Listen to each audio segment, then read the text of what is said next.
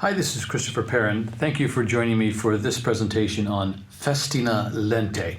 It's the first of 8 principles of classical pedagogy that I'm covering in a course on the principles of classical pedagogy. It's one of the most important principles, and it's appropriate, I think, to start with Festina Lente first. Festina Lente. It's a Latin phrase, and it simply means make haste slowly.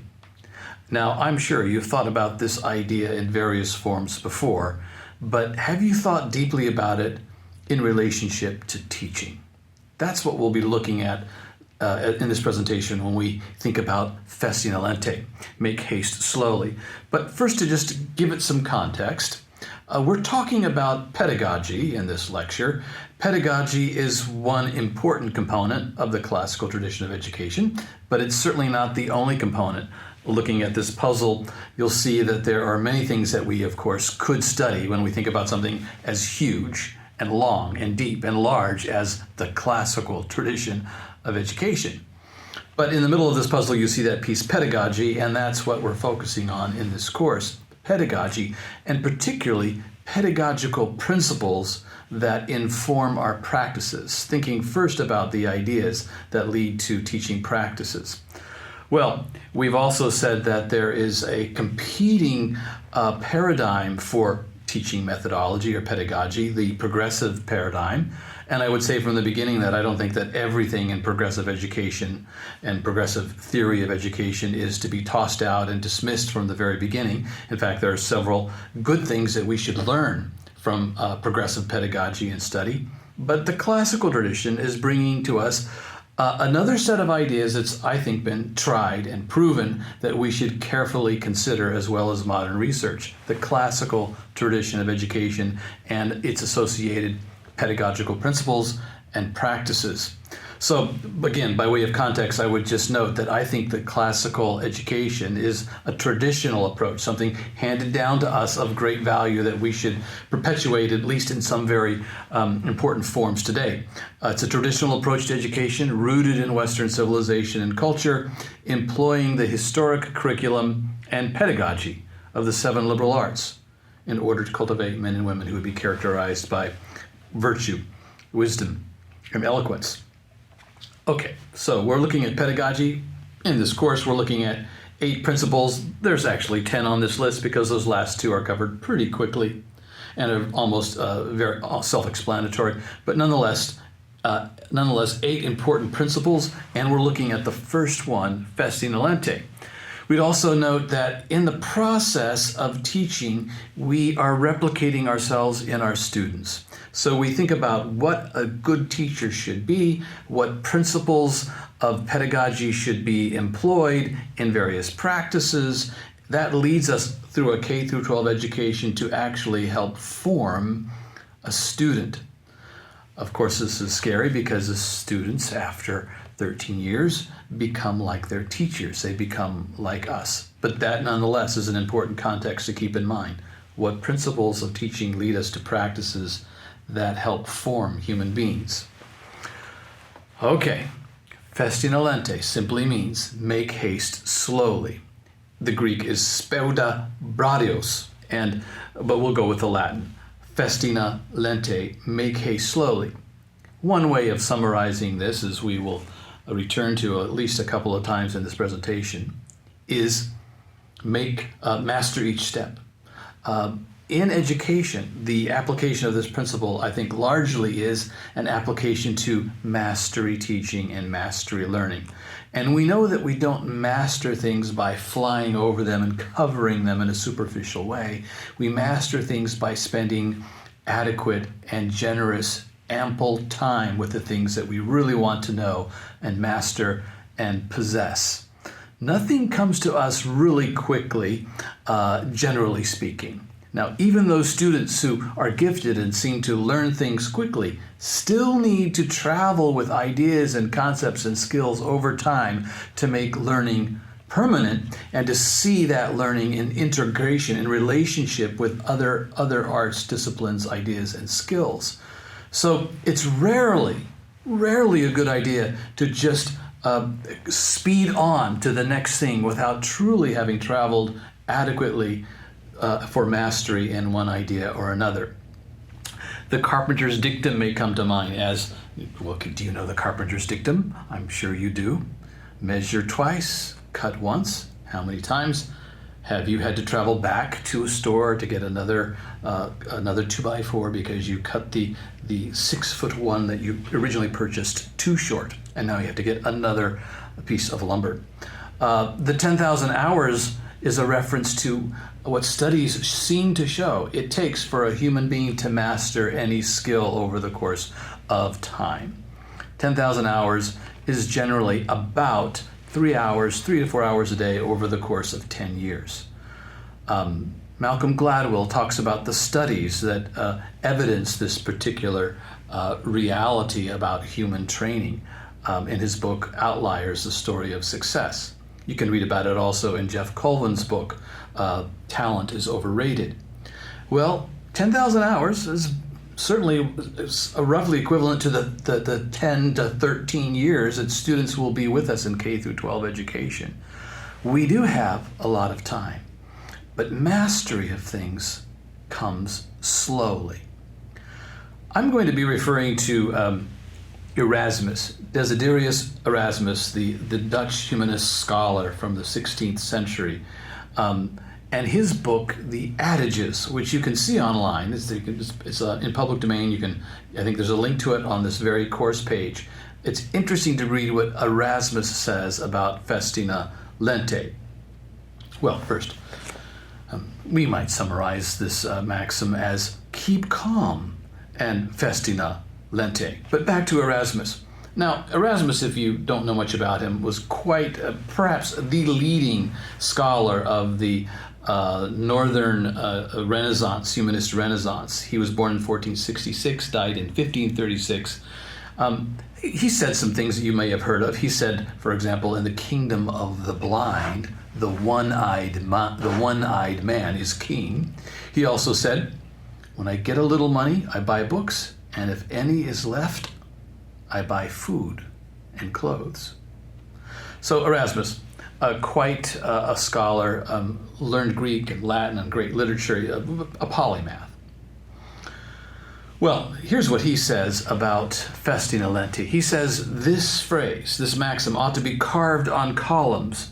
It should be written on the archways of churches in letters of gold. It should be painted on the gates of powerful men in palaces. It should be engraved on rings, the rings of cardinals and primates, chased on the scepter of kings, and carved on all mountains everywhere. He says even this, to go further, it ought to be seen on all monuments everywhere, published abroad, and multiplied so that everyone will know it, and it will be before every mortal eye, and there will be no one who doesn't hold it of greatest use, especially princes. So we're going to see that this is a maxim for princes, for rulers, for commanders, for generals, but also for teachers. In addition to this maxim being on monuments and columns, etc., might it not need to be on teachers' lesson planning books everywhere? What does Festina Lente mean to the liberal arts or classical educator? Well, there certainly is a need for the wisdom of this maxim. Our modern writers, contemporary writers, are making this clear. You know that we live in an age of distraction. One great scholar of the age of distraction is Sherry Turkle, who's written this book, Reclaiming Conversation, The Power of Talk in the Digital Age. And she's published other research on the ways in which, say, the smartphone and internet generation is being so distracted by our technology. Nicholas Carr, in his book, What the Internet is Doing to Our Brains, The Shallows. This was a Pulitzer Prize winning Pulitzer Prize finalist, a tremendous book. And he details the way in which we are losing our ability to attend. And he even details this in his own life, writing in his 40s. He says, I can't sustain attention the way I used to. It's more difficult to follow long arguments and long essays and books. Well, the internet is doing this to all of us as we spend so much time in front of the computer screen, no longer reading and following thoughts, but doing the F-scan, where we go down and across and no longer deeply read and concentrate because of the nature of the content and the medium. Even before Turkle and Carr, Neil Postman, some over 25 years ago, I believe, wrote this book, very influential, called Amusing Ourselves to Death, where he talks about the way that modern media, print, and television, etc., before the internet age, was creating great distraction and the attenuation of attention. The Greeks talked about a malady called amusia. Amusia meant to be without the inspiration of the muses, to be without inspiration, to be without wonder, that which internally causes us to be a lover of the things that are true, good and beautiful, a lover of learning. There was inspiration, there was amusia. From amusia we get our English word amusement. So Postman thinks we are amusing ourselves to death. He sees the television, as you can tell by the cover of this book, as a great kind of thief of our attention and our focus. All right, we know about this need. And we might also make a comment here as we dive in that Festina Lente, making hay slowly, is really important, not just for recovering attention, but for also developing human excellence or human virtue. And of course, in the context of education, the virtues, the excellencies, habits and dispositions that are appropriate and necessary for learning. Festina Lente, make haste slowly.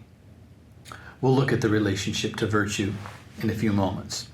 Here are some of those modern witnesses. I've already mentioned Malcolm Gladwell and his book Outliers, The Story of Success, where he covers the studies showing the 10,000 hours that are required to master a skill. Jeff Colvin in his book Talent is Overrated also mentions those studies. Colvin also talks about how great performance is the result of deliberate practice, which to his mind, summarizing the research, means coached practice with a coach giving immediate feedback to an eager learner who spends a lot of solitary time practicing with feedback. That's the key to great performance, and as Colvin summarizes it in his book, Talent is Overrated. And of course, Joseph Pieper, Leisure, the Basis of Culture. If you've heard me ever speak, I've probably mentioned this book. It's a tremendous book that helps us to see that we need to slow down and actually contemplate, engage in leisurely learning or restful learning. The Greek word is skole, engage in skole, if we're going to deeply possess and understand ideas, truth, goodness, and beauty. Highly recommend Leisure, the Basis of Culture. Now, we want to see students grow, and we know that human beings grow and change relatively slowly, kind of like the way trees grow. Now, when children come to us at, say, at 5 years of age in kindergarten, they can be and have been regularly compared to an acorn. The potential in that acorn is tremendous. It could result in a tree that's 100 feet tall and a trunk that might be 30 feet around in circumference. The acorn can become a mighty oak. And in fact, a number of classical schools have chosen the name, the Oaks Academy, Tall Oaks, etc., for their schools. It's an appropriate name to see students as trees. But trees grow slowly. It's not a very exciting thing to just observe a tree growing. Try doing that on a Saturday afternoon. You might not notice any change at all, but trees are growing. And the same is true of children. They grow, they change, they learn, but they do so slowly. The acorn, of course, has to become a sapling, then a small tree, and develop a deep root system, and this takes time. It's just worth contemplating this image, because as Erasmus and others described this maxim of Festina Lente, they use the tree as one of their metaphors. It's an appropriate metaphor. Those of you in the Christian tradition will think of Psalm 1, that the righteous, blessed man is like a tree planted by streams of living water. Its leaves do not wither. In season, it bears fruit. But it takes time for a tree to become steadfast, rooted, and to grow, until eventually we have a beautiful, resplendent tree in which is a blessing to others. Just think of the tree as a blessing. You can climb it. It brings shade to you. It brings fruit. Now I'm moving from the acorn tree, obviously, to the apple tree as you look at these apples. But there is a fruitfulness that comes only in time. If you plant an apple sapling, you will not have apples the next fall. You will wait for a period of years. Here is what Erasmus says in his book, The Adages. He says, a certain ripening of action and moderation blended together from both wakefulness and gentleness is the result of Festina Lente. You will find very few great men who followed our proverb and mingled a timely speediness. You will find very few great men who followed our proverb and mingled a timely speediness with thoughtful slowness. Few people do this. A timely speediness mingled with a thoughtful slowness. So you can just, in this maxim Festina Lente, there's a kind of paradox presented to us. How do you make haste by going slow? Those two things do not seem to mingle and mix well, and yet they do. We make haste slowly. We go faster by slowing down. There's the paradox. Think again of the carpenter who wants to build the house quickly, so he only measures once and cuts once, and then he has to go back to the lumberyard and get more lumber. This might make you think of Benjamin Franklin, who paraphrased the same kind of ancient idea by saying, haste makes waste.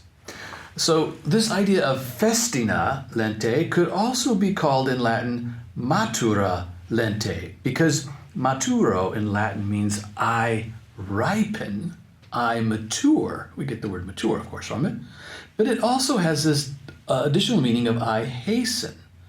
So sometimes in the Latin mind, to ripen can be to do so is a way of doing something quickly. Well, we know that fruit ripens, as it were, on its own time. The apple is green, but you want to wait till it's red. You want to wait till it ripens on the vine, and it will take some time. The mature student, therefore, the fully developed student, matures over time like a mature tree, like ripened fruit. Here's what Jerome says, who was born in around 347 AD. He says, things that ripen prematurely are wont to suddenly grow limp.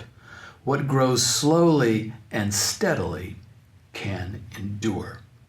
And then Horace, the Roman poet, says this, the fame of Marcellus, speaking of another writer, grows like a tree as time passes unobserved. So the idea of ripening fruit or a growing tree has been a metaphor used to describe this process of slowly growing to strength.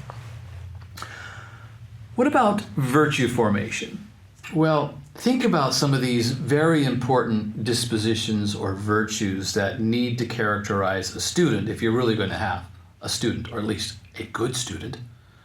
Constancy in his or her work, diligence and perseverance in his or her tasks and work and practice.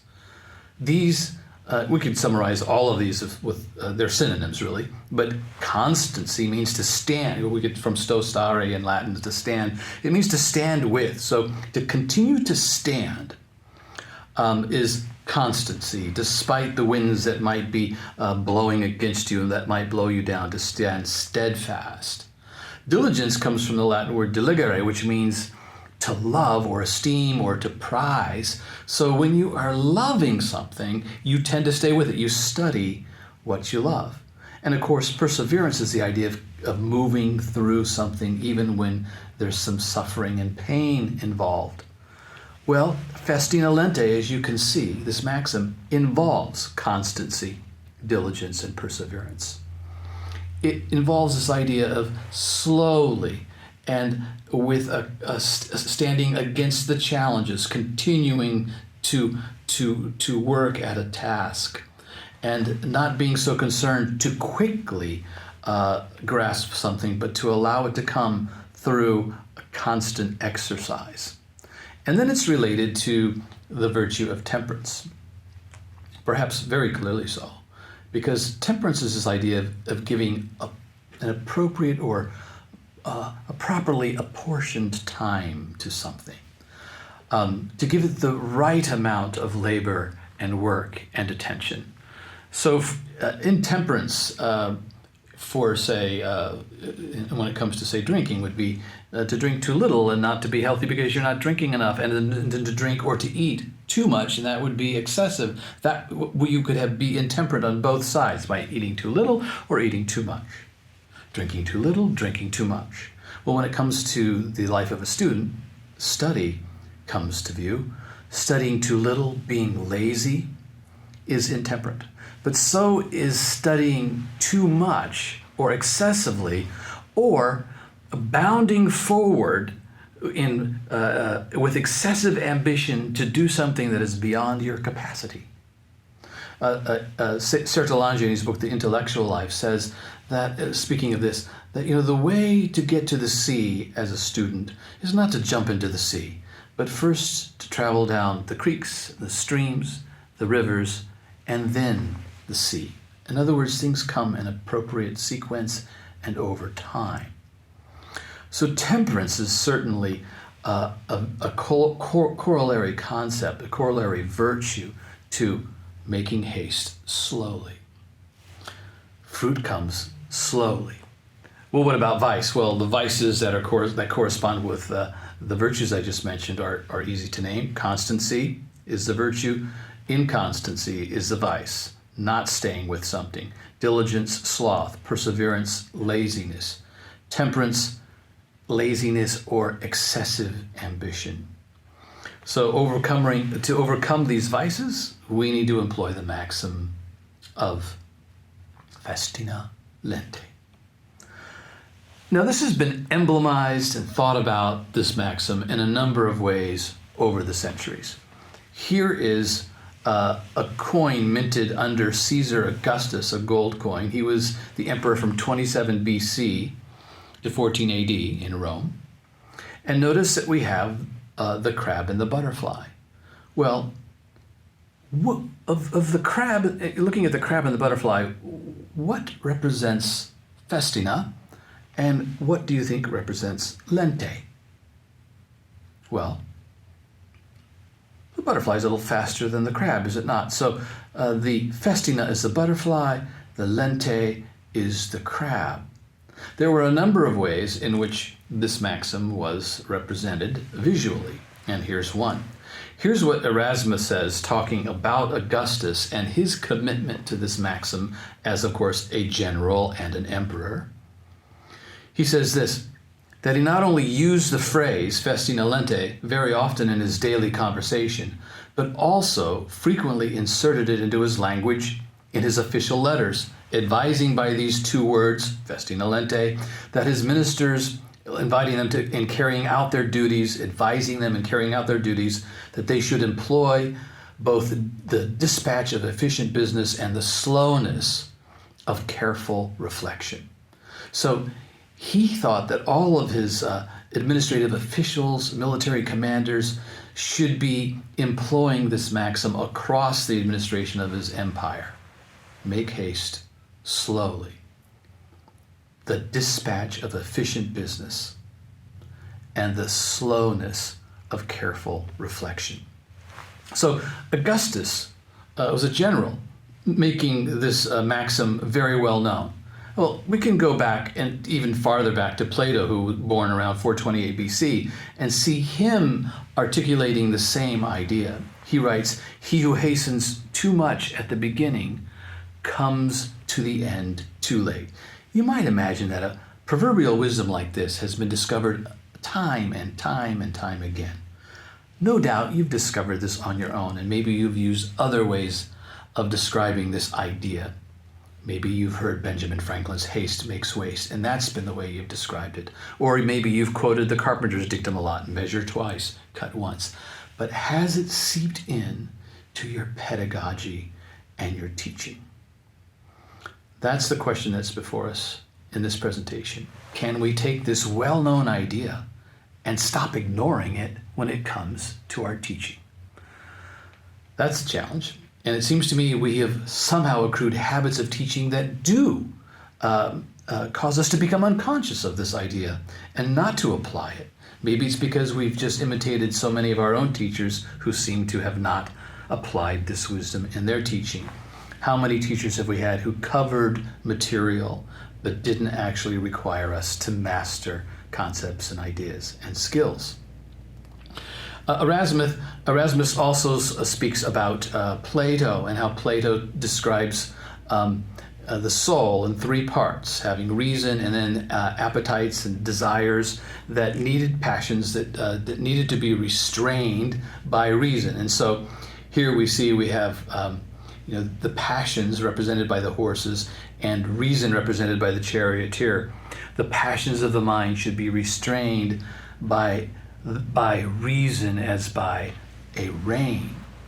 Well, in this very famous analogy by Plato, he's thinking about, again, the need for us to slow down, because there's so many things in our lives and in education, in our learning and in the activity of learning and teaching that are like galloping horses just moving forward and out, and we don't know how to slow down.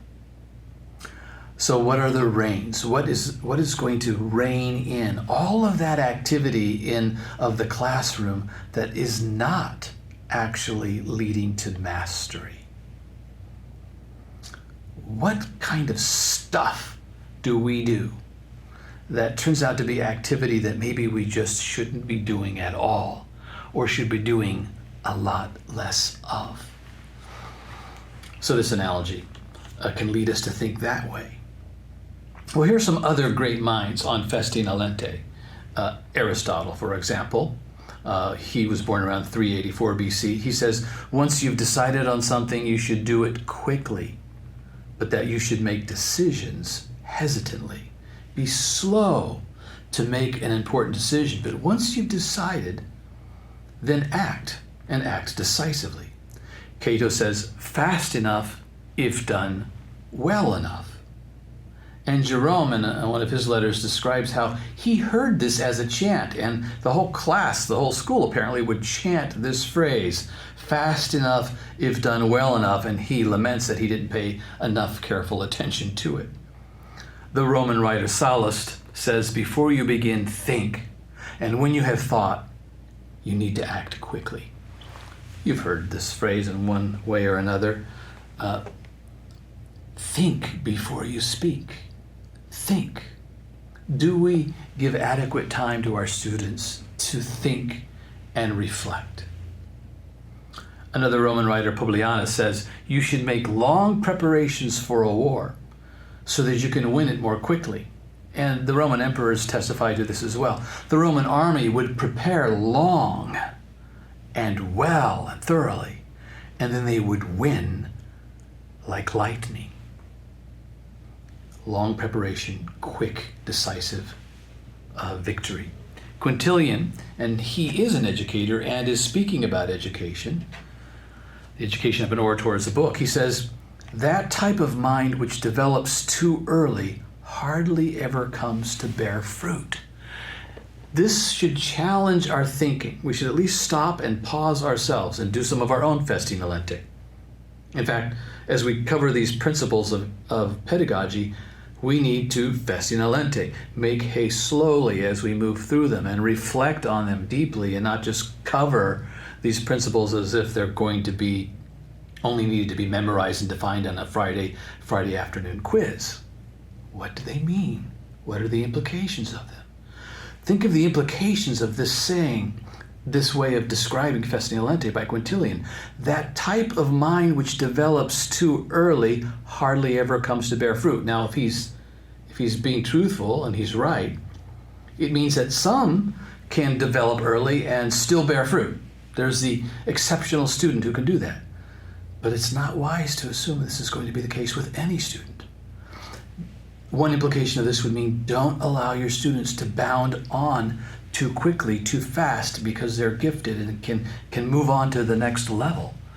They may need to stay right where they are and more deeply master and appreciate the concepts and ideas and the skills that are before them and the rest of their students and rest of their classmates. Very much worth thinking about, especially in this age where we're so quick to want to move kids forward and accelerate them. And then Bias, another Greek writer from the 6th century BC, says, "Be slow to put your hand to affairs." Be slow. But once you've started, see them through vigorously. Well, here are just some other ways that Festina Lente has been visualized. When you look at this particular illustration, what do you think is the Festina? And what do you think is the Lente? Well, the turtle can't be moving quickly. He must be the Lente. And the sail is the Festina. Just yet another way of thinking about it. How about in this particular visualization, what's the Festina and what's the Lente? Snail, of course, would be the Lente, slowly, and the rabbit, Festina. You can see that people have been thinking about this over the centuries. Here is another Roman emperor. This time it is Titus Vespasian. He was the emperor of Rome from 69 to 79 AD. His son, Titus, was the one who plundered Jerusalem in 70 AD. And that is celebrated by the Arch of Titus, which you can still see in Rome. Well, what do you notice about this coin? Well, look at the visualization. Of course, the head is the head of the emperor Vespasian, but what about is that an anchor? An anchor, and then what else do you see? That is the fastest fish, what was considered to be the fastest fish. Pliny talks about this. It's the dolphin. So we have a dolphin wrapped around an anchor. Well, what's the Festina and what's the Lente? Anchors were used to slow down ships when they were in a storm, when they needed to slow down to protect the crew and the ship, or to stop the ship from moving altogether. So that must be the Lente. And of course, the fast dolphin is the Festina. This particular visualization became quite popular. It wasn't just used by Vespasian here around, say, 70 AD, but it's going to be picked up. It was picked up almost 1400 years later by a very well-known Italian printer who was recovering the great literature of the ancient period, the Greek and Roman period. His name was Aldus Manutius, and he was a colleague with Erasmus. He lived in Venice. He was from 1449 to 1515.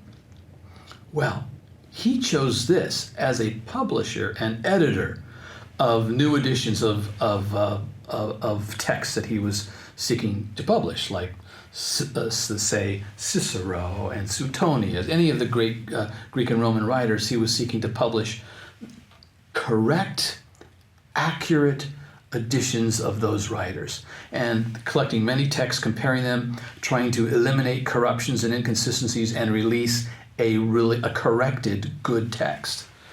Why would he choose this particular visualization, this logo, if you will? Well, I think you know. A publisher.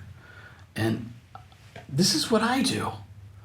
I've learned this the hard way, that if you release a book without properly editing, correcting, and proofing it, you will waste time. You will be violating the editor's dictum of proof twice, publish once. We need to edit and proof and proof and proof and correct until we finally publish. And if we publish a book that's not been properly proofed and corrected, it is a problem. And it wastes time. And it's embarrassing when you publish a book with errors that are glaring that somehow you didn't see. So it's a perfect maxim for publishers and editors. Festina, Lente. You'll actually go faster in the publishing business. You'll do better. You'll be more successful if you get it right the first time. So you don't have to undo your work and then redo your work. Now you get this. Well, how does it apply to your teaching in the grade that you teach, in the arts and subjects that you teach, the books that you teach? That's going to become an important question. Here's just an actual example of a title page from one of Aldous' books. There it is, The Dolphin and the Anchor. And Erasmus loves this particular visualization himself, just as he loved Aldous, and he talks about it a lot. In fact, a pretty well-known publisher, Doubleday, uses the same logo even to this day. They obviously got it from Aldous, The Dolphin and the Anchor. Okay, so this wisdom of Festina Lente, what does it suggest? It suggests that we should take our time and do it well and do it correctly. Teach well, teach to mastery. Follow a sequence of steps and master each step. That's not a bad summary as we apply it to education. So much of what we teach students requires a sequence of steps that we move them through. Certainly true teaching mathematics or geometry or grammar or Latin. But true of almost everything that we teach. There is often a tried and true sequence of introducing, teaching the rudiments, the beginnings of any particular art or subject, and then moving on to that which is in the intermediate, the level 2, and then onward to more advanced study. Well, as we move through these sequences of learning, each step, each sequence should be mastered, should they not, before we move on? Think about the way, and here's just some examples. I don't know what you teach, but as you even sit there now, can you begin to imagine ways that your teaching might change if you took seriously this maxim? Make haste slowly. Do you move students on, or at least some students on, who aren't ready to move on, but you have to because they're a part of a class? Or do you sometimes move students on because maybe it's your own child, you're a homeschooling educator, you think, I just want him to get to this next thing. It's going to be so good, and I will feel much better when he's at that level, so let's just go to that level. Or he wants to go to that level. He seems to be able to. Why not let him go as fast as he possibly can? And he did fine on the Friday quiz. Let's just jump on to the next thing and go to the next level. But how are you trained when you learn something really well? Did you just skip? Did you skip things? When is it okay to skip something that's an important part of the learning sequence? Important part of the rudiments that are necessary to know? Now, here's some examples that I think are somewhat obvious, but maybe you can generalize from these examples to your own teaching and have some discussion with your colleagues. In mathematics, of course, we have to know math facts if we're going to do other kind of mathematical operations. If students don't know their addition and subtraction facts or the multiplication table, they simply cannot do long division well. Am I right? It would be foolish to move students into the study of long division if they haven't mastered those mathematic operations and facts. In science, if you're teaching chemistry, you can't just start doing things in the lab without some basic training as to how a Bunsen burner works, the elements of the lab, etc. You're going to train them on those things. You're not just going to start mixing things together. Here, put in some of this, put in some of this. Let's just see what happens. Of course, you wouldn't do that. You would train them first on various rudiments of the lab and of science. You might teach them some of the elements first of the periodic table before they began to mix them together. It's just a natural sequence. Almost, it seems silly to even question it. Well, by analogy, what other things have you moved your students through that they have not mastered? In literature, there are elements of literature, rudiments of literature, plot, theme, character that students should know before they start to study and discuss literature in any significant way. In history, there's a place for beginning with an overview. And if you're going to be studying about ancient Rome and the emperors, it probably would be helpful for them to know where Rome is and where Italy even is. It might be helpful to give some basic geography and to talk a little bit about the location of Rome.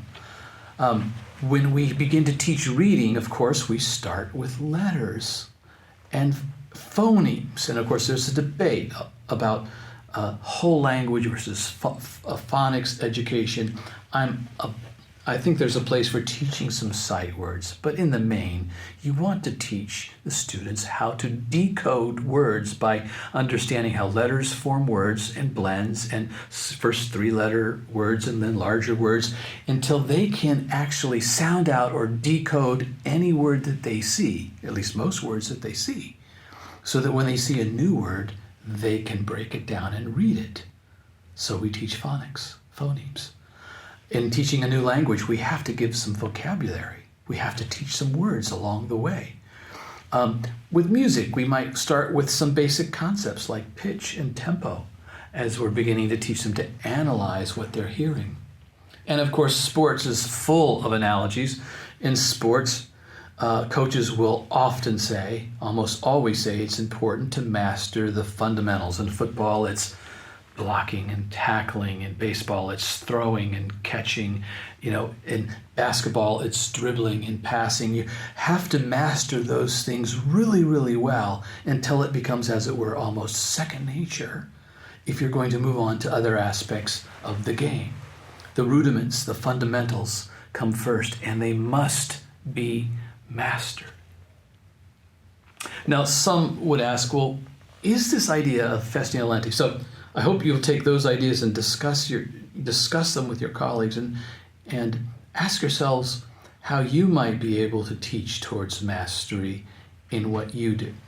Granted, this will cause occasionally some challenges because you will have a curriculum in front of you, and maybe you're a teacher who's been assigned to get through a particular amount of material that you must cover. But we need to start changing our vocabulary from just covering material to uncovering material and to actually teaching to mastery. Of course, we want to think about, and if you've been teaching for a while, you know what the average fourth grader can learn when you're teaching reading or science or literature or writing over the course of a semester. And so you can create a kind of pace and timeline. But isn't it important to ensure that every child master the rudiments before you move on to the next level? What will it take in order to ensure that that happens? Well, what about Festina Lente as a maxim across disciplines? Well, here's what I think happens when you are able to teach to mastery.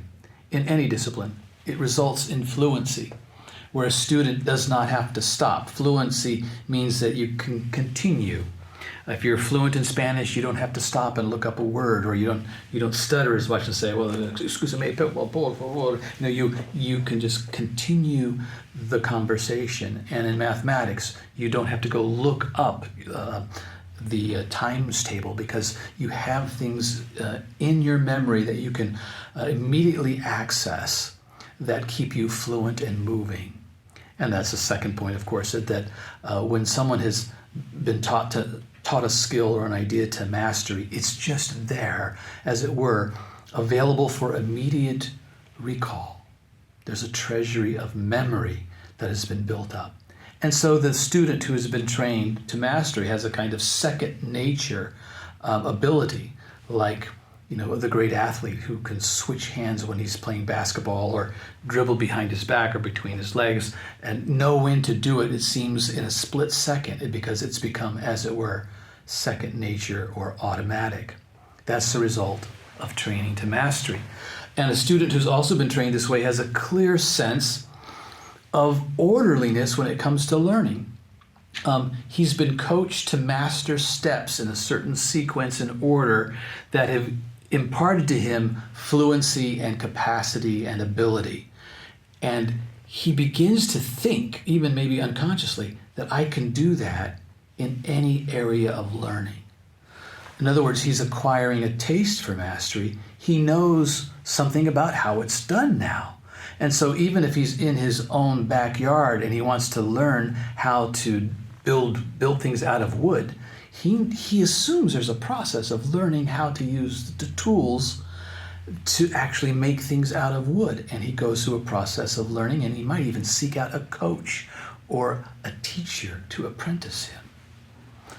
And then there's also an integration that occurs as a student is taught towards mastery, because as you begin to master one thing, even as I've been indicating, as I just indicated with the illustration about building things out of wood, you begin to generalize and imagine that these skills have application outside of the discipline that you've been studying. So if you've been studying geometry, you might begin to think, this could work as I build a fort in my backyard, or as I build a go-kart. These skills I'm learning in geometry might be transferable.